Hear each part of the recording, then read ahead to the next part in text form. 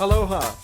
I'm Eric Anderson, pastor of Church of the Holy Cross, United Church of Christ in Hilo, Hawaii.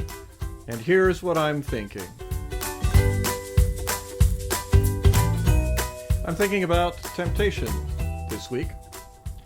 The gospel reading in the 4th chapter of Matthew is the temptation of Jesus by the devil. I, however, am more drawn to the story in Genesis about the successful temptation of Adam and of Eve by the snake. When you take a look at it, well, I have to admit that I would also be tempted. The snake managed to persuade Eve that understanding, that knowledge of good and evil would make you wise.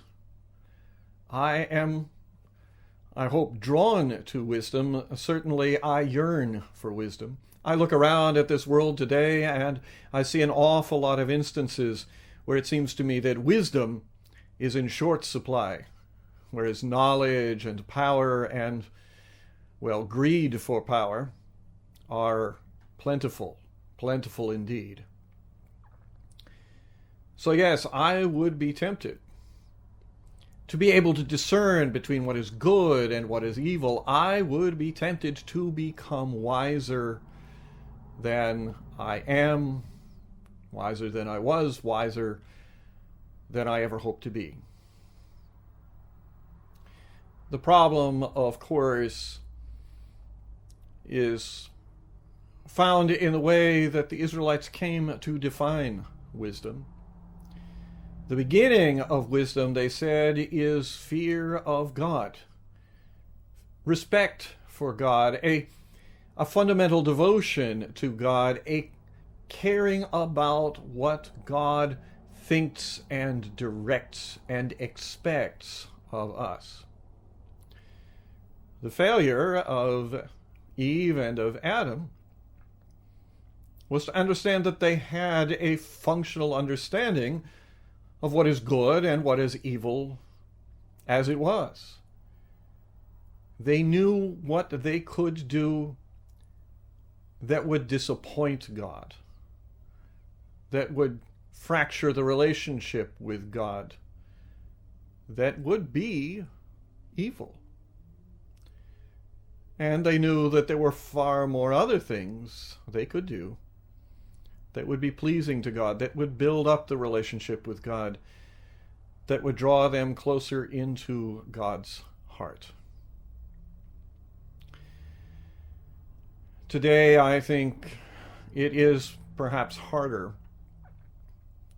Adam and Eve faced only a single yes or no choice. And, well, they managed to choose the wrong one eventually. For us, things are more complex. And in some cases, I'm quite sure there is no wise option, no option that will in fact bring us into that closer relationship with God when we are forced to make some of our choices. But as we seek wisdom, let us seek it with the understanding that wisdom is to be found in a closer relationship with God. Wisdom is to be found when we are not harming relationships with one another. Wisdom is to be found where love and trust can grow, can blossom, and bear fruit. That is the beginning of wisdom. That's what I'm thinking. I'm curious to hear what you're thinking. Send me an email or leave me your thoughts in the comments section below. I'd love to hear from you. From Church of the Holy Cross, UCC in Hilo, Hawaii, that's what I'm thinking.